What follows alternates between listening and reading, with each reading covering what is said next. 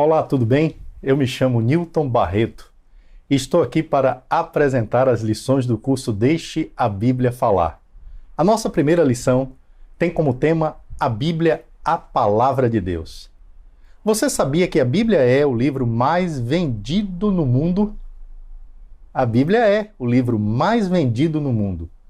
Mas será que a Bíblia é o livro mais lido do mundo? É provável que a maioria das pessoas que usam a Bíblia ainda não leu toda a Bíblia. Há aqueles que têm a Bíblia como uma espécie de amuleto. A colocam em sua casa, em algum lugar onde todos possam vê-la, como se apenas a presença da Bíblia, mesmo que fechada ou não usada, pudesse proteger ou abençoar a pessoa e sua casa. Mas, infelizmente, poucos leem a Bíblia. E isto é um fato até mesmo entre os evangélicos. Há muitas razões para isto, mas talvez a principal seja o fato das pessoas não terem total certeza de que a Bíblia é a genuína palavra de Deus. Como as pessoas responderiam a esta pergunta? Você acredita que a Bíblia é a palavra de Deus? Infelizmente, a maioria das pessoas não recebeu instrução suficiente para responder a esta pergunta. Não foram orientadas sobre este tema e não conseguem oferecer as razões que as levam a acreditar na Bíblia como a palavra de Deus. Nunca pesquisaram, nunca estudaram a este respeito e, na maioria dos casos, nunca leram a Bíblia por completo, nem mesmo sabem do que trata a Bíblia. Há várias pessoas que têm um respeito incerto, inseguro, superficial pela Bíblia. Mas poucos têm uma firme convicção e total certeza de que a Bíblia é a genuína palavra de Deus. Mas será que podemos mesmo confiar nesta coleção de livros chamada de Bíblia? 39 no Velho Testamento, 27 no Novo Testamento. Como é que ela foi escrita? A própria Bíblia explica como ela foi escrita. Por exemplo, abra sua Bíblia comigo e é importante você estar acompanhando na sua própria Bíblia as leituras dos textos durante este nosso curso. Abra sua Bíblia comigo em 2 Timóteo, capítulo 3, e leia versículos 16 e 17.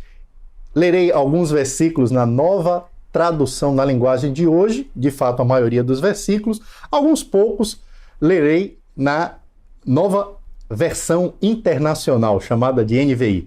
Mas agora, na nova tradução na linguagem de hoje, 2 Timóteo, capítulo 3, 16 e 17, está escrito: pois toda a Escritura Sagrada é inspirada por Deus e é útil para ensinar a verdade, condenar o erro, corrigir as faltas e ensinar a maneira certa de viver. E isso para que o servo de Deus esteja completamente preparado e pronto para fazer todo tipo de boas ações. Há 3 afirmações ou declarações muito importantes neste versículo, versículos para as quais eu quero chamar a sua atenção. A primeira está logo no início do versículo 16. Pois toda a Escritura Sagrada é inspirada por Deus e é útil.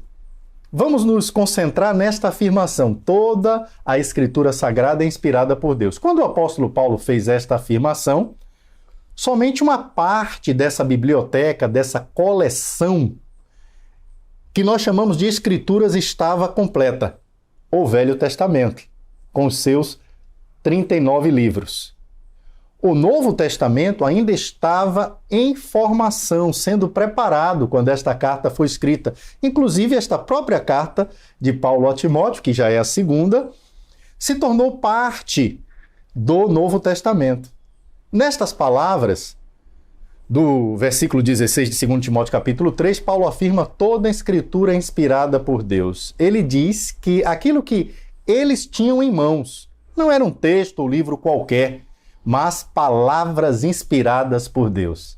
E isto não mudou com o acréscimo do Novo Testamento, dos 27 livros do Novo Testamento, que se tornou inclusive a parte mais especial da Bíblia, porque lá estão as palavras de Jesus, os registros das palavras de Jesus e os registros das histórias sobre a sua vida. Hoje, diferente do que o jovem Timóteo tinha, nós temos em mãos a completa palavra inspirada por Deus. Ele tinha uma parte, nós temos o todo. E Paulo vai dizer, além de afirmar que toda a escritura é inspirada por Deus, ele vai dizer que ela é útil. Ela é útil. A Bíblia é um livro útil. Isso quer dizer que o que temos em mãos não é um livro feito para enfeitar as prateleiras. Não é um livro feito para ficar em cima das mesas, fechado. Ou não é um livro que conta histórias que não tenham importância para nós hoje. Este livro tem poder de transformar nossas vidas. É útil porque funciona. Paulo vai dizer no versículo que é útil para ensinar a verdade. Então a Bíblia ensina a verdade. Sobre o quê? Sobre a salvação da alma, sobre a eternidade, sobre o casamento e família, sobre como ser bons pais, sobre como disciplinar e educar os filhos e muitas outras coisas. Ela ensina sobre como ter uma vida abundante e justa aos olhos de Deus, uma vida realmente feliz dentro do propósito para o qual fomos criados por Deus. Paulo vai dizer, além de que a Bíblia é útil para ensinar a verdade, ela é útil para condenar o erro. Condenar o erro e corrigir as faltas. Lendo a Bíblia, veja onde estou errado e o que preciso mudar. Ele também diz que ela é útil para ensinar a maneira certa de viver, ou educar. A Bíblia me mostra a melhor maneira de viver, o caminho certo nesta vida. Esta é a utilidade da Bíblia. Ela ensina a verdade, ela condena o erro e corrige as faltas, ela ensina a maneira certa de viver. E Paulo conclui dizendo, e isso para que o servo de Deus esteja completamente preparado e pronto para fazer todo tipo de boas ações. Não é possível alcançar as condições para ser e fazer o que Deus espera e deseja de nós sem a Bíblia. Muitos buscam tais condições para a perfeição em lugares onde não a encontrarão. Meditações, orações, declarando e praticando uma fé qualquer sem a Bíblia. Meditações e orações e a fé, tudo isso tem o seu lugar, mas não sem a Bíblia. Estas práticas e todas as outras, feitas em nome da fé, precisam ser feitas de acordo com as instruções e aprovação da Bíblia. É a Bíblia que torna o homem de Deus preparado e pronto para fazer todo tipo de boas ações. Não é somente a fé da pessoa ou a religião da pessoa. É a Bíblia, mas a fé do indivíduo. A fé do indivíduo sem a Bíblia não terá valor algum. Um outro texto importante nesse nosso estudo sobre a Bíblia como a palavra de Deus é 2 Pedro, capítulo 1, e eu peço que você procure em sua Bíblia esse texto, 2 Pedro, capítulo 1, versículos 16 a 21. 2 Pedro, capítulo 1, versículos 16 a 21. E lá nós lemos: nós não estávamos contando coisas inventadas quando anunciamos a vocês a vinda poderosa do nosso Senhor Jesus Cristo. Pois, com os nossos próprios olhos, nós vimos a sua grandeza. Nós estávamos lá, quando Deus o Pai lhe deu honra e glória. Ele ouviu a voz da suprema glória dizer: este é o meu filho querido, que me dá muita alegria. Nós mesmos ouvimos essa voz que veio do céu quando estávamos com o Senhor Jesus no Monte Sagrado. Assim temos mais confiança ainda na mensagem anunciada pelos profetas. Vocês fazem bem em prestar atenção nessa mensagem, pois ela é como uma luz que brilha em lugar escuro até que o dia amanheça e a luz da estrela da manhã brilhe no coração de vocês. Acima de tudo, porém, lembrem disto: ninguém pode explicar por si mesmo uma profecia das Escrituras Sagradas, pois nenhuma mensagem profética veio da vontade humana, mas as pessoas eram guiadas pelo Espírito Santo quando anunciavam a mensagem que vinha de Deus. Há muitos fatos importantes neste texto. Primeiro, nós precisamos observar que Pedro fala não apenas em seu próprio nome, mas em nome dele e dos outros apóstolos, porque no versículo 16 ele diz nós. Ele fala nós, não apenas eu. Segundo, Pedro declara com todas as palavras que eles não mentiram e nem estavam falando sobre nenhuma mentira quando escreveram. Então, como escreveram? Ele explica através de um exemplo, no versículo 17 e 18. O exemplo é a ocasião da transfiguração de Cristo. Pedro vai dizer, nós estávamos lá, quando Deus o Pai lhe deu honra e glória. No versículo 18 ele vai dizer, nós mesmos ouvimos essa voz que veio do céu quando estávamos com o Senhor no Monte Sagrado. Então, como os apóstolos escreveram os relatos acerca das histórias vividas por Cristo e por outros e por eles próprios, eles foram testemunhas oculares. Os apóstolos falaram do que viram, pois haviam sido testemunhas oculares dos acontecimentos. Não se referiram a coisas que ouviram alguém dizer que aconteceu. Não, eles estavam lá, eles viram, eles foram testemunhas oculares. E esse é o tipo de testemunha mais importante para esclarecer qualquer ocorrido, qualquer acontecimento, qualquer fato, testemunhas que presenciaram os fatos. E eles, então, foram tais testemunhas. Aqui Pedro compara as Escrituras, no versículo 19. Ele diz, pois ela, na segunda parte do versículo 19, pois ela é como uma luz que brilha em lugar escuro. Um dos reformadores da Idade Média, lá do passado, chamado João Calvino, disse certa vez que as Escrituras são como um par de óculos que destroem a escuridão e nos dão a clara visão de Deus. E isto é a verdade. As Escrituras vão iluminar, no sentido de dar o conhecimento necessário para o relacionamento com Deus e para a salvação. Quanto das Escrituras vem de homens? Qual parte das Escrituras é ideia de homens ou pensamentos e criação de homens? Pedro vai dizer no versículo 21.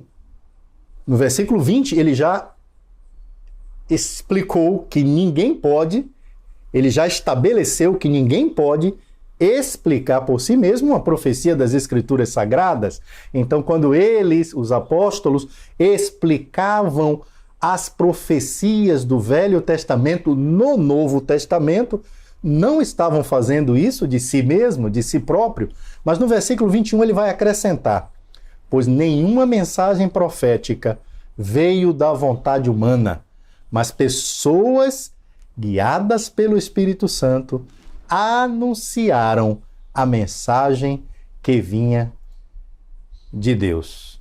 Nenhuma porção ou parte, nenhum texto das Escrituras se baseia na vontade humana ou pensamento humano. Da mesma maneira que os profetas, os apóstolos foram guiados pelo Espírito Santo naquilo que escreveram. E Jesus havia feito uma promessa especial aos apóstolos que garantiria que o que eles diriam, pregariam, falariam e escreveriam seria de fato vindo de Deus. Em João, capítulo 14, versículos 25 e 26, nós lemos: Tenho dito isto enquanto estou com vocês, mas o Auxiliador, o Espírito Santo, que o Pai vai enviar em meu nome, ensinará a vocês todas as coisas e fará com que lembrem de tudo o que eu disse a vocês.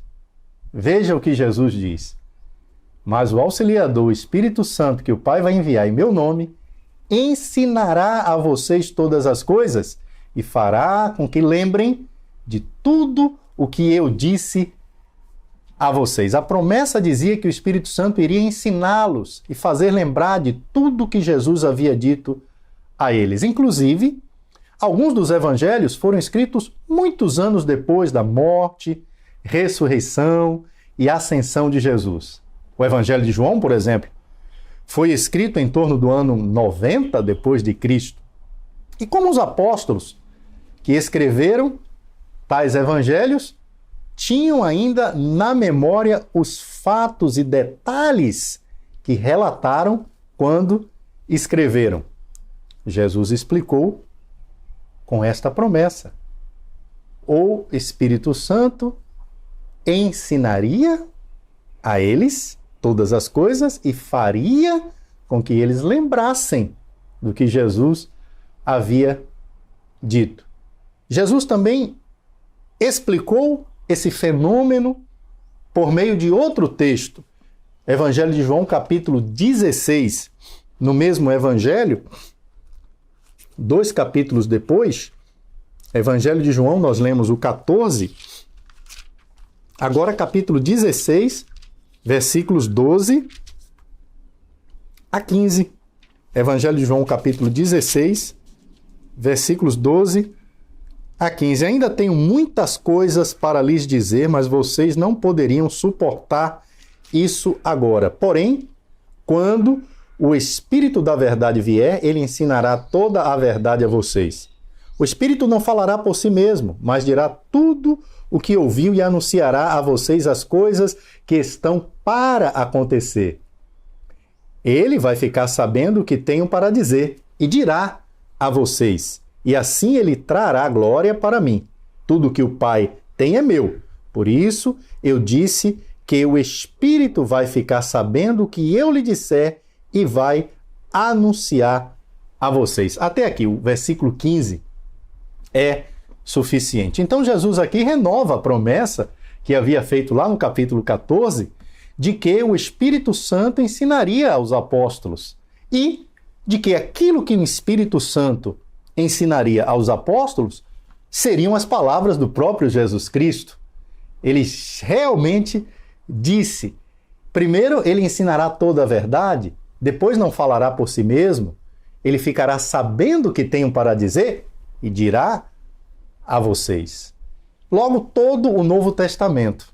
Essa é a conclusão natural. Todo o Novo Testamento. E não apenas o que lemos nos Evangelhos, mas todo o Novo Testamento são as palavras de Jesus. Porque as epístolas não são palavras dos apóstolos, mas são palavras de Jesus que o Espírito Santo transmitiu aos apóstolos. É isso que diz o Evangelho de João, esse texto que acabamos de ler, Evangelho de João, capítulo 16, versículos 12 a 15. De fato, a Bíblia é o resultado de um processo de transmissão ou comunicação por etapas.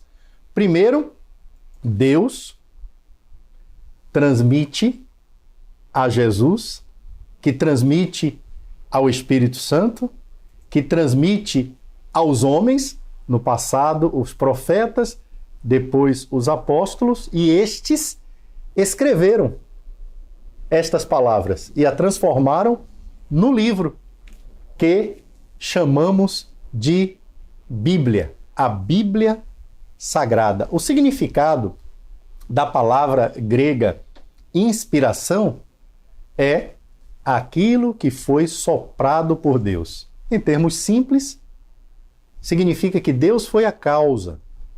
O que quer dizer inspiração? O que quer dizer que a Bíblia é inspirada por Deus? Quer dizer que Deus é o autor da Bíblia. Preste atenção neste fato. Deus é o autor da Bíblia.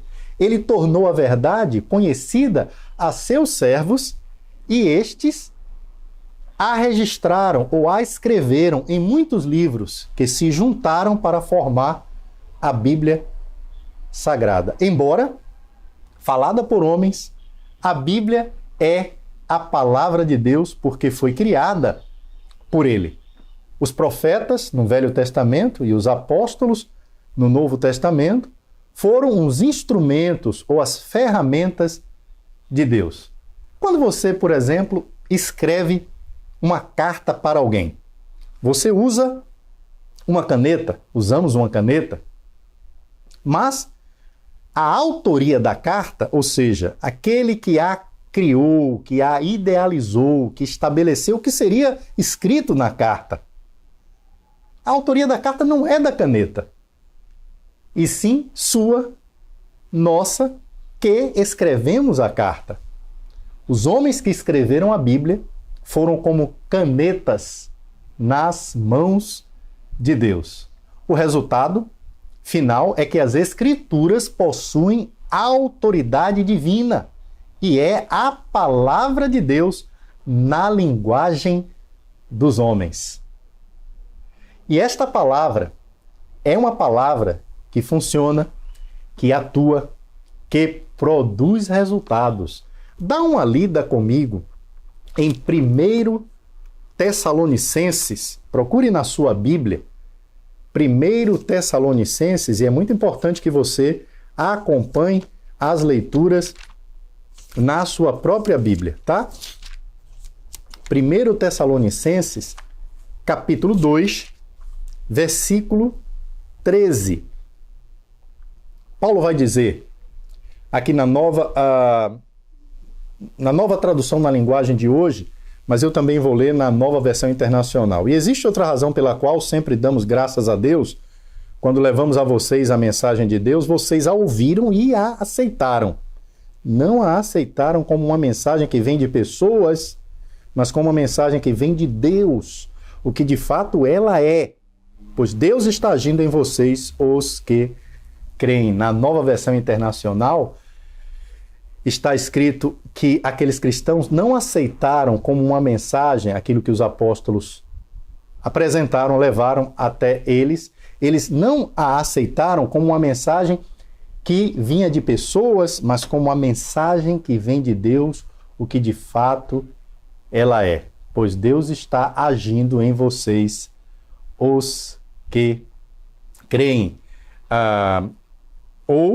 Essa última frase foi da Nova Tradução na Linguagem de hoje, mas na Nova Versão Internacional, atua com eficácia em vocês, os que creem. A palavra falada, pregada, escrita pelos apóstolos, vinha de Deus e, portanto, era a palavra de Deus. E os tessalonicenses a receberam não como palavra de homens, mas Paulo diz, como de fato ela é.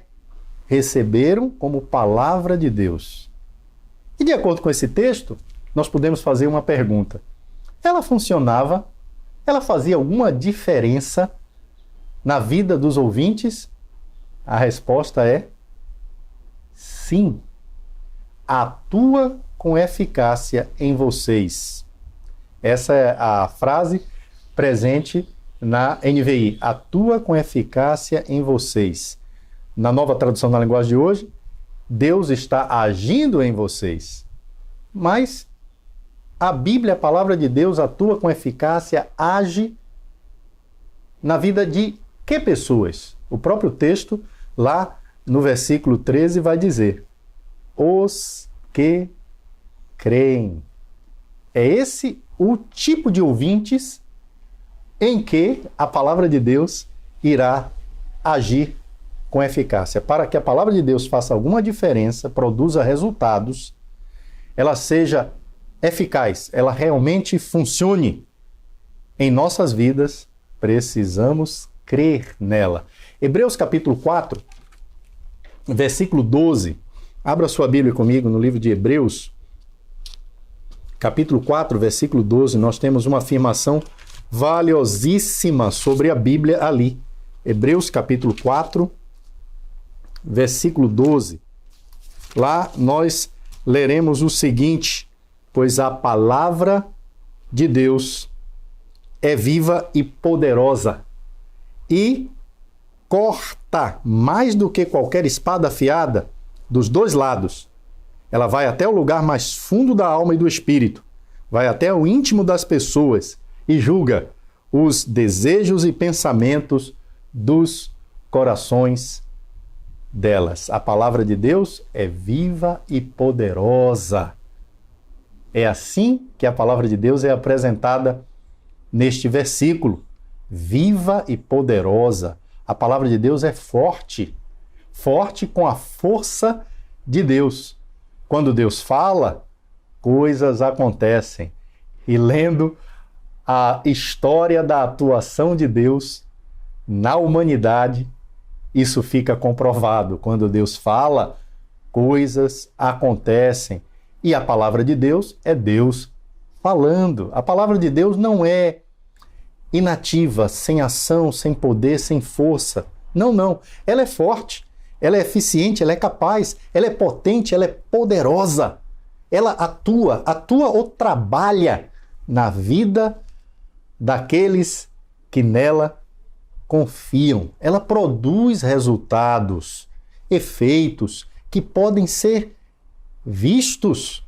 Alguns talvez não possam ser vistos, outros podem ser vistos, resultados que podem ser vistos, que são visíveis nas vidas dos que nela confiam. E a Bíblia é comparada aí a uma espada afiada dos dois lados. Uma espada afiada que corta dos dois lados. No passado, uma espada que podia cortar dos dois lados era uma arma poderosa e muito útil numa batalha, e as batalhas eram travadas no corpo a corpo.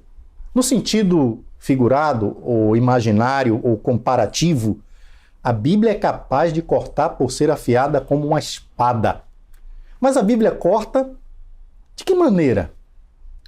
Se você fizer uma comparação entre a Bíblia e um bisturi, bisturi é um instrumento cortante de grande precisão, ele corta exatamente onde deve cortar, usado por médicos que, ao fazerem cirurgias, cortam o corpo durante um procedimento médico, uma cirurgia. E a palavra de Deus, ela também corta, como a exemplo do bisturi, para tirar o mal. O médico corta com bisturi para tirar um tumor, e a Bíblia corta para tirar o pecado de nossas vidas.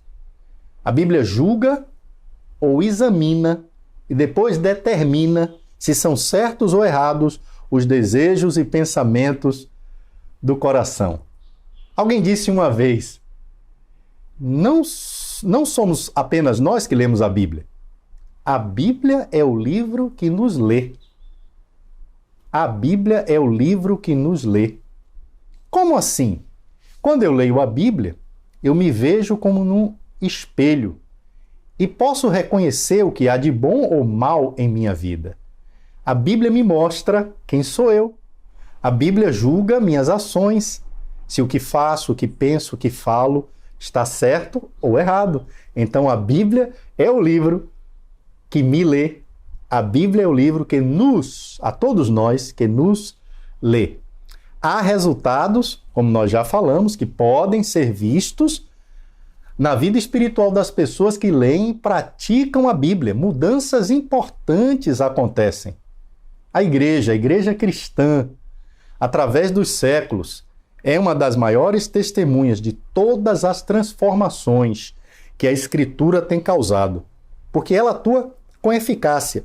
Lembrando o que Paulo disse em 1 Tessalonicenses, capítulo 2, versículo 13, atua com eficácia naqueles que creem. O avanço da tecnologia, o desenvolvimento da ciência não tem mudado o homem interiormente no seu caráter. Há uma esperança comum, isto é fato, de que a ciência e o avanço da tecnologia mudem a vida para melhor. Mas a ciência e a tecnologia não têm atuado no interior do homem, no coração do homem, na mente do homem. Isso não é facilmente percebido. O homem continua com suas tendências para o mal. A tecnologia e o desenvolvimento da ciência não têm mudado o homem, mas o retorno à Bíblia, a procura da Bíblia, o uso da Bíblia, a leitura da Bíblia sempre tem dado resultado em melhorar a humanidade. O famoso filósofo do passado, filósofo alemão, chamado Immanuel Kant, foi sábio ao dizer que a existência da Bíblia como livro para o povo é o maior benefício que a raça humana já experimentou. E todo esforço para depreciá-la ou rebaixar o seu valor ou desprezá-la é um crime contra a humanidade. De fato, a Bíblia é o maior benefício que a raça humana já possuiu. Famílias que estavam quase destruídas ou já destruídas por causa da Bíblia são recuperadas e tornam-se famílias saudáveis. Pessoas que estavam caminhando para uma vida de amargura e desilusões tornam-se fontes de esperança e amor por viverem e pregarem o Evangelho de Jesus. Nenhum livro humano, nenhum, fez mais do que a Bíblia tem feito na transformação de indivíduos, da sociedade e do mundo. Então, devemos conhecer e seguir este livro. Jesus disse no Evangelho de Mateus, capítulo 22, eu peço que você também acompanhe a leitura, Mateus, capítulo 22, versículo 29, Jesus disse o seguinte, Jesus respondeu, como vocês estão errados, não conhecendo nem as Escrituras Sagradas, nem o poder de Deus. Na Nova Versão Internacional, o texto diz assim, vocês estão enganados porque não conhecem as Escrituras nem o poder de Deus. Jesus afirma neste versículo que a fonte do erro religioso, e ele estava falando com religiosos, os saduceus, a fonte do erro religioso é a falta de conhecimento das Escrituras. Tá? A falta de conhecimento das Escrituras e também a falta de conhecimento do poder de Deus, no caso dos saduceus, aqui no contexto, a falta de conhecimento do poder de Deus para ressuscitar os mortos. Para não sermos enganados, precisamos conhecer as Escrituras.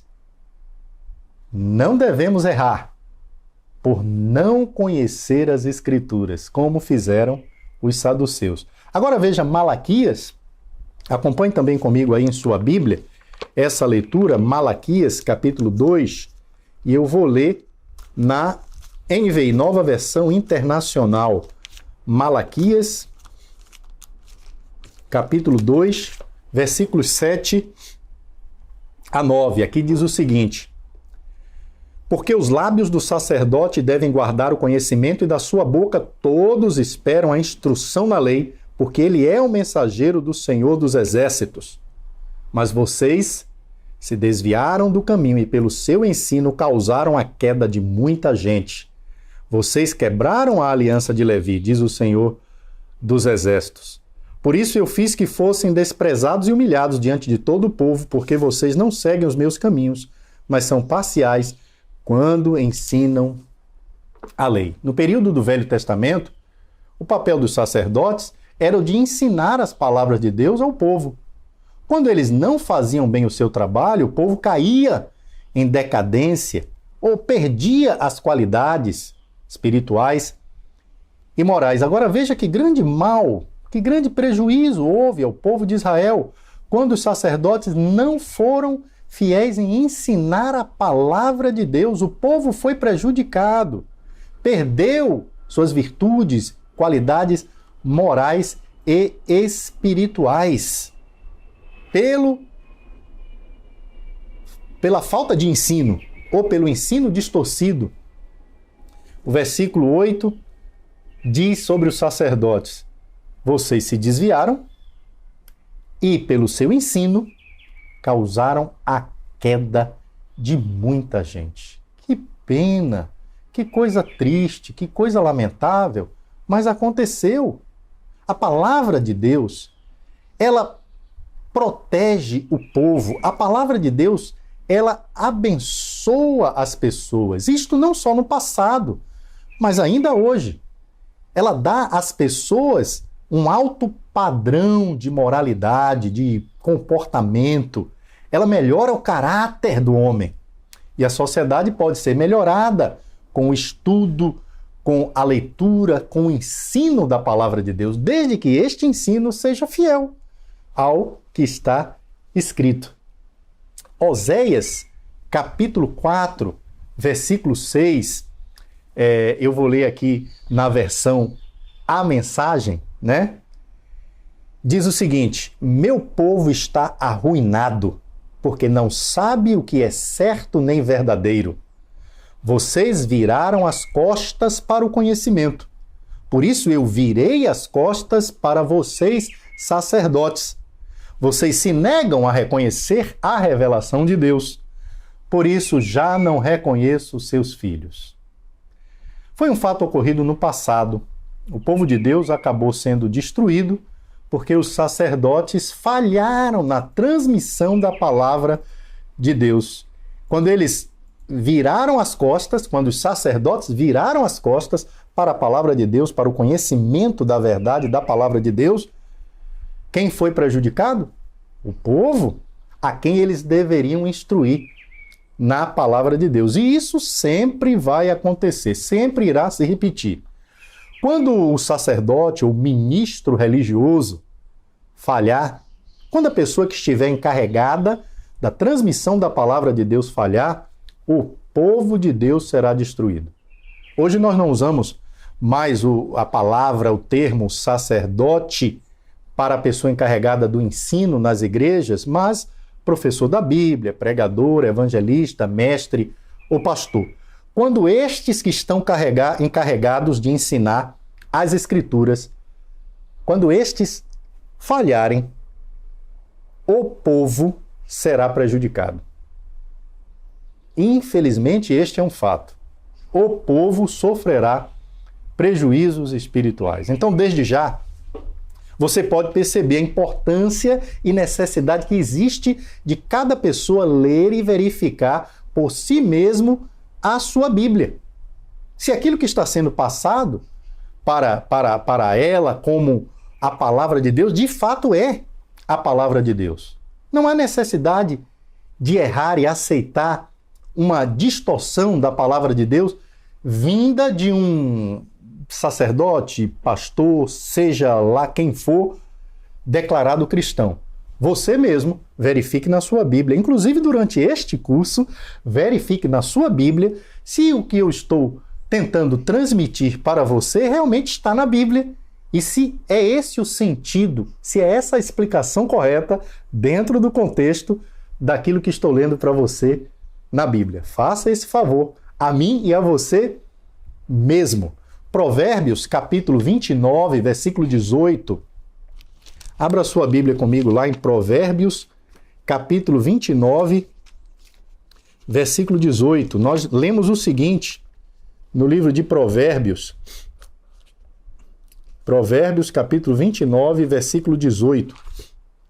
Um texto importante que fala sobre a palavra de Deus. Provérbios 29, 18. Lá está escrito: um país sem orientação de Deus é um país sem ordem. Quem guarda a lei de Deus é feliz. A NVI vai dizer o seguinte: onde não há revelação divina, o povo se desvia. Mas como é feliz quem obedece à lei. Dá para perceber a importância da Bíblia? que é a revelação divina. Onde não há revelação divina, o povo se desvia. Dá para perceber que temos em nossas mãos um livro poderoso, que produz resultados e que trará grandes benefícios à vida daquelas pessoas que fizerem uso correto dele. Mais tarde iremos estudar como fazer o uso correto da Bíblia ou como estudar a Bíblia, já em nossa próxima lição. Infelizmente é possível usar a Bíblia, como é possível usar qualquer outro livro, de uma forma indevida, inadequada, incorreta, errada. Paulo escreveu uma carta para os cristãos da cidade de Colossos e disse que sempre orava por eles. Mas o que será que Paulo pedia a Deus? Que eles tivessem paz, saúde, prosperidade, benefícios materiais neste mundo? O que Paulo pedia a Deus pelos cristãos em Colossos? Abra sua Bíblia comigo em Colossenses, capítulo 1. Colossenses, capítulo 1. E leiamos juntos aqui esse texto, Colossenses, capítulo 1, versículos 9 e 10. Colossenses,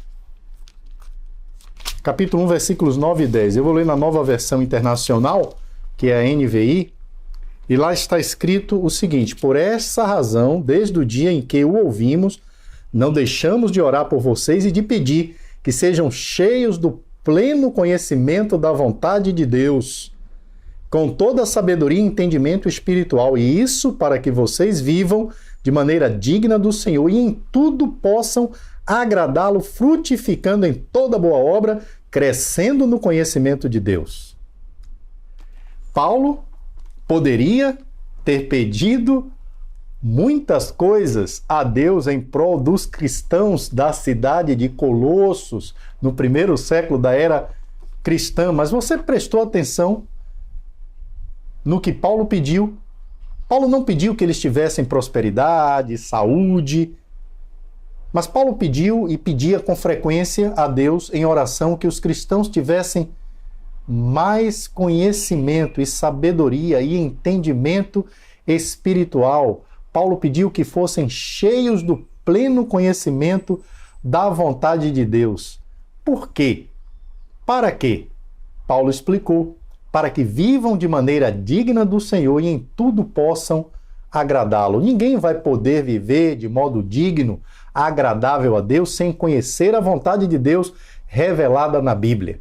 Não há outro livro no mundo inteiro que nos revele a vontade de Deus, a não ser a Bíblia.